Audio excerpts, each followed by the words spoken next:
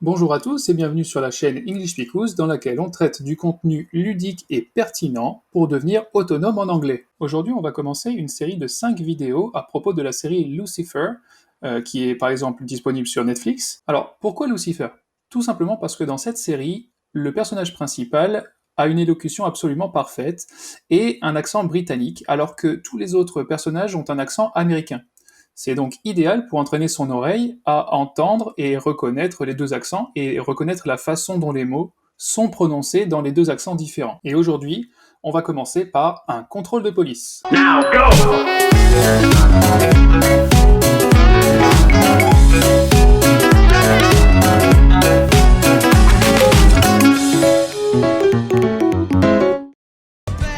Turn the music down, sir.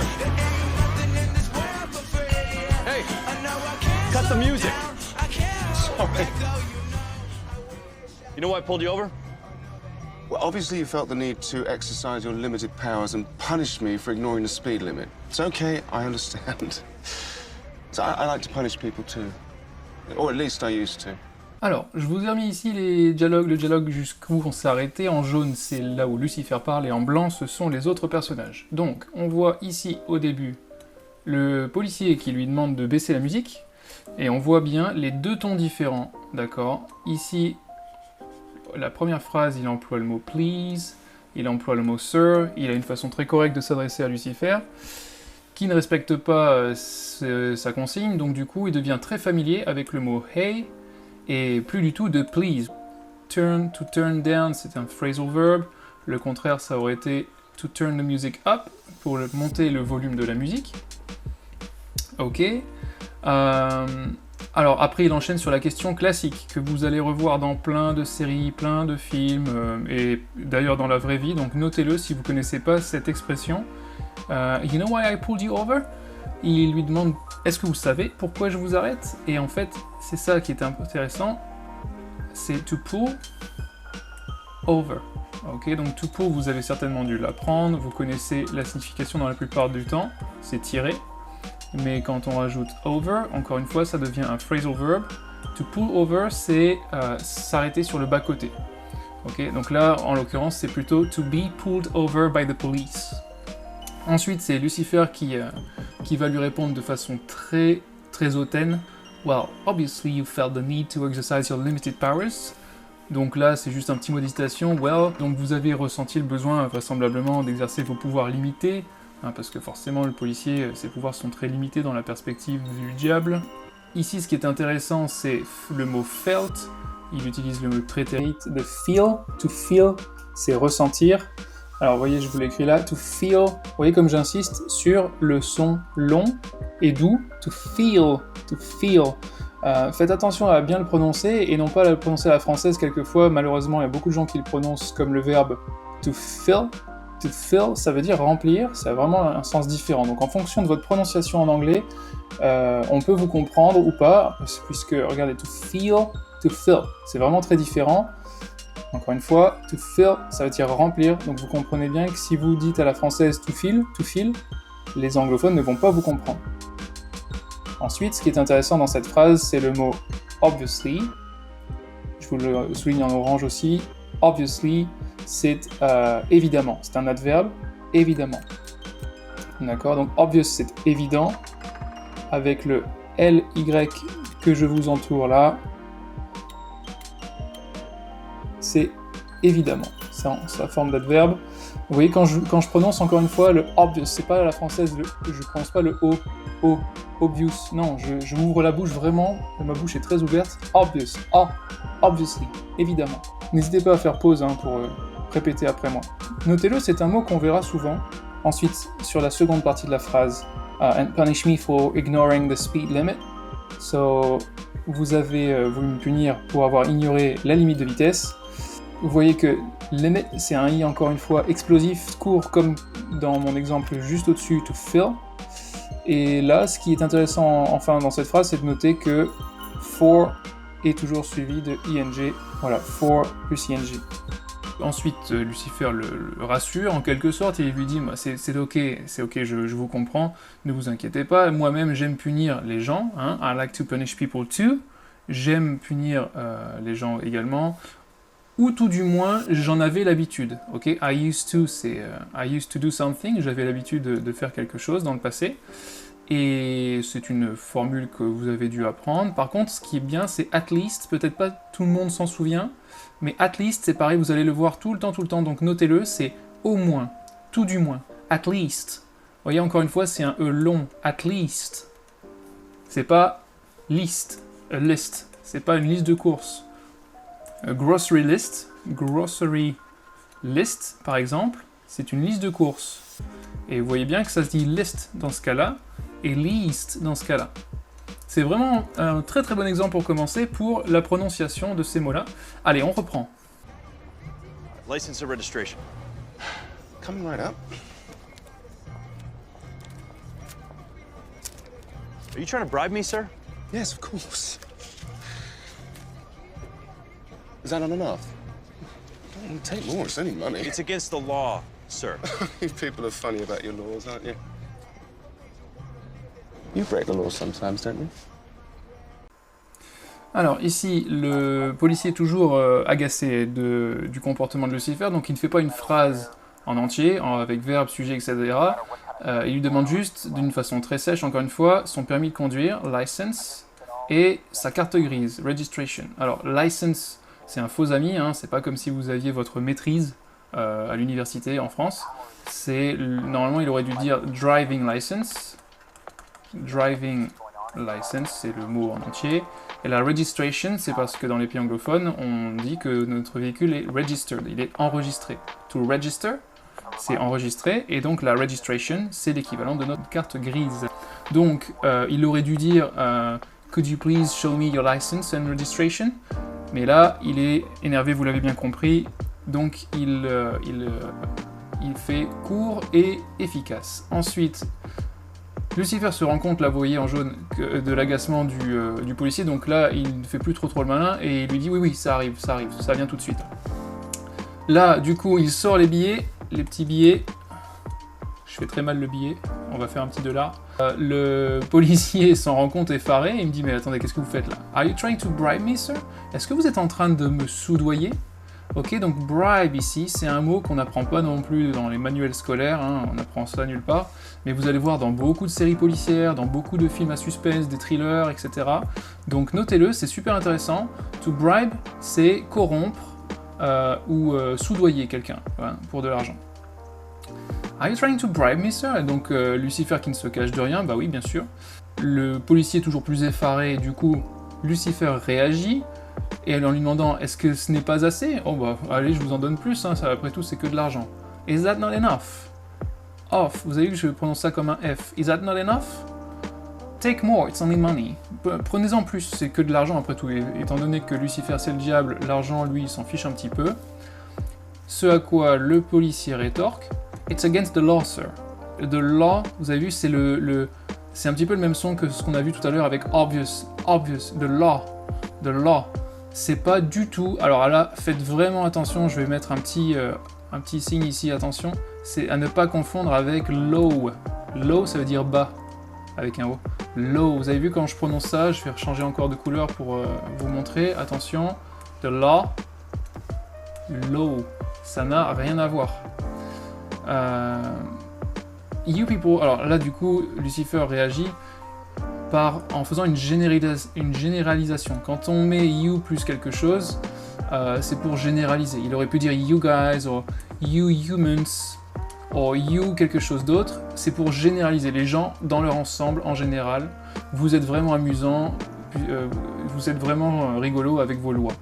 You people are funny about your laws, aren't you? Vous allez voir dans la série que Lucifer a un petit pouvoir de faire avouer aux gens des choses, et il lui demande alors, you break the law sometimes, don't you? Donc en anglais, to break the law, c'est enfreindre la loi, d'accord? Ici, eux, ils emploient ça en tant que casser la loi. To break, ça veut dire casser, mais ça veut dire aussi enfreindre quand il s'agit de la loi. To break the law.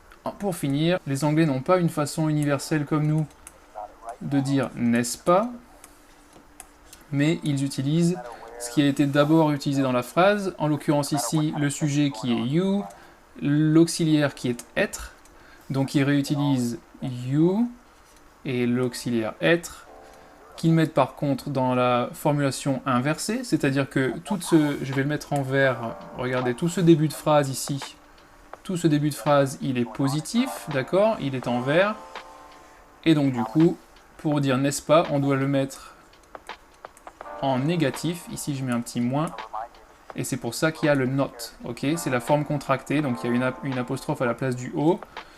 Si on l'avait écrit de façon non contractée, on aurait dit virgule, are you not? Are you not? Ok. You people are funny about your laws, are you not? Mais c'est très rare de le voir sous sa forme pas contractée, donc du coup, on dit aren't you? Aren't you? Ok. Et pareil, pour you break the law sometimes, do you not? Ou don't you? Qui veut dire donc n'est-ce pas. Voilà, on a révisé aussi le n'est-ce pas, c'est très très bien. Avant de passer à la suite de la vidéo, sachez que vous pouvez télécharger le dossier que j'ai créé pour la communauté English Speakers à propos des pièges de l'anglais pour les francophones. Dedans, vous retrouverez plein d'astuces utiles pour s'améliorer rapidement. Je vous laisse le lien dans la description de la vidéo. Sometimes, put my siren on and drive really fast for no reason at all, just because I can. Right? Why wouldn't you? It's fun. Feels good to get away with something, doesn't it? Yeah. It's okay, officer. People like to tell me things. Those deep, dark, naughty little desires that are on their mind. It's a gift. Must be something about this face. Ok, donc la scène où le policier avoue son petit péché mignon. Donc il explique que quelquefois, il met en route sa sirène et conduit très très vite pour aucune raison, juste parce qu'il le peut, hein. I put my siren on and drive really fast for no reason at all, just cause I can. Alors ici, le petit apostrophe, c'est parce qu'il n'emploie pas le mot en entier, c'est because. Les Américains aiment bien raccourcir les mots, because. Et Lucifer rétorque, du coup, right? And why wouldn't you? It's fun! Pourquoi ne le feriez-vous pas? Ok, Alors là, s'il vous plaît, les Français, on a un gros problème. Au début, quand on apprend tous ces verbes entre parenthèses, would, should, could. Notez-moi dans les commentaires si vous avez du mal à distinguer quand est-ce que vous devriez utiliser l'un ou l'autre. C'est super intéressant. Mais en tout cas, s'il vous plaît, dans tous les cas, je vais le mettre en rouge. Ne prononcez jamais ces foutus L, ok? Tous les L ici, là, ça ne se prononce pas. Je le barre. C'est would, should, could, ok? And why shouldn't you? It feels good to get away with something, doesn't it? Alors là, on revoit encore le n'est-ce pas? N'est-ce pas? Doesn't it? It feels good to get away. Alors, to get away with something, c'est très intéressant, ça veut dire s'en tirer, en fait, avec quelque chose, alors qu'on n'aurait pas dû. Il y a aussi une autre série qui s'appelle tout simplement, le nom de la série, c'est How to Get Away with Murder, je ne sais pas si vous en avez entendu parler. C'est une série qui manipule beaucoup c'est dans l'univers des avocats, donc vous verrez, si vous aimez bien cet univers-là, il y a pas mal de vocabulaire sur le droit. Revenons à nos moutons, Lucifer lui dit « It's okay, officer, it's okay ». Il veut le rassurer parce qu'il voit que l'officier de police est complètement déstabilisé par ce qui vient de se passer, il n'arrive pas à réaliser qu'il lui a avoué ça. Donc là, Lucifer lui explique, vous voyez, je mets la petite flèche. It's okay, officer. People like to tell me things. Les gens aiment bien me dire des choses. Et là, en fait, dans la phrase suivante, il va détailler des choses. Oui, mais quoi comme chose? Eh bien, c'est très simple. C'est those deep, dark, naughty little desires that are on their mind. Donc, c'est profond, sombre et coquins petits désirs qu'ils ont à l'esprit. Ok, mind c'est l'esprit. What's on your mind, c'est à quoi penses-tu par exemple. Ok, what's on your mind. Donc ici, pareil, un adjectif qu'on n'emploie pas beaucoup à l'école et que je vous invite à noter puisque vous le voyez dans la vraie vie tout le temps, c'est naughty. Naughty, pardon. C'est un A. The naughty boy ate all the sweets. Par exemple. Ok, donc il est vilain, il est coquin. Enfin, c'est quelque chose qu'il n'aurait pas dû faire, mais c'est pas quelque chose de grave non plus, d'accord? C'est naughty, c'est vilain, mais dans le sens mignon. Ok? It's a gift. Alors, gift, c'est l'américain pour cadeau. Hein. Si ça avait été plutôt une série britannique, ils auraient employé le mot present. mais ici gift, puisqu'on est dans une série américaine. Et là, il finit par une petite expression moitié humoristique, moitié narcissique, en disant « must be something about this face ». Allez, on reprend. You're tempted to keep that, aren't you? Well, what are you waiting for? Permission? Come on, take it. Buy yourself something pretty. You deserve it. But if you don't mind, I really must be on my way. Oh, yeah, of course. Hey, have a nice evening. You too, officer. You too. You're tempted to keep that, aren't you? On a encore le n'est-ce pas. Excusez-moi, le n'est-ce pas ici. Hop. Tempted, c'est le verbe qui est tenté, donc. Hein, le nom, c'est temptation. Temptation. Vous voyez que j'insiste sur le A ici, l'accent tonique sur le A. Temptation, c'est cette syllabe-là sur laquelle il faut insister. You're tempted to keep that, aren't you? Well, what are you waiting for? Permission? Qu'est-ce que vous attendez après quoi? Là, vous attendez que quelqu'un vous donne la permission? N'hésitez pas, allez-y, go on, take it, allez-y, prenez-le. Go on, c'est une expression pour dire allez-y. Donc ça, go on, notez-le. Ok, to go, bien sûr, c'est aller quelque part, mais go on, c'est allez-y. Buy yourself something pretty. Achetez-vous quelque chose de joli. Et là, il veut vraiment le déculpabiliser en lui disant « You deserve it, vous le méritez. Après tout, vous êtes quelqu'un de bien, vous le méritez. » Donc là, il y a vraiment une manipulation, on va dire machiavélique, c'est le cas de le dire, de Lucifer. Et on voit toute la profondeur du personnage, c'est vraiment cool. Ensuite, il revient du coup à ses moutons, hein, le bougre, parce que l'idée c'était de se débarrasser du policier le plus vite possible.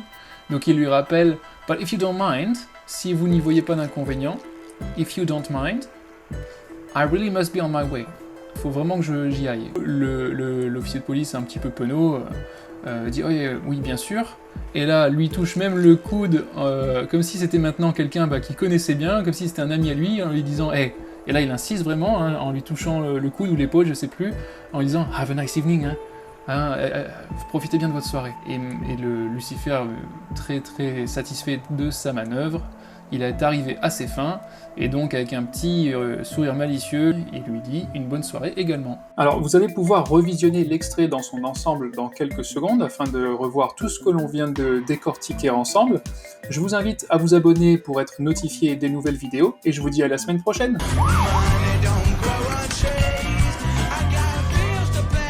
Turn the music down, sir. Hey, cut the music. Sorry. You know why I pulled you over? Well, obviously you felt the need to exercise your limited powers and punish me for ignoring the speed limit. It's okay, I understand. So I like to punish people too. Or at least I used to. License or registration? Coming right up. Are you trying to bribe me, sir? Yes, of course. Is that not enough? Don't take more, it's only money. It's against the law, sir. You people are funny about your laws, aren't you? You break the law sometimes, don't you? Sometimes. Put my siren on and drive really fast for no reason at all. Just because I can. Right? Why wouldn't you? It's fun.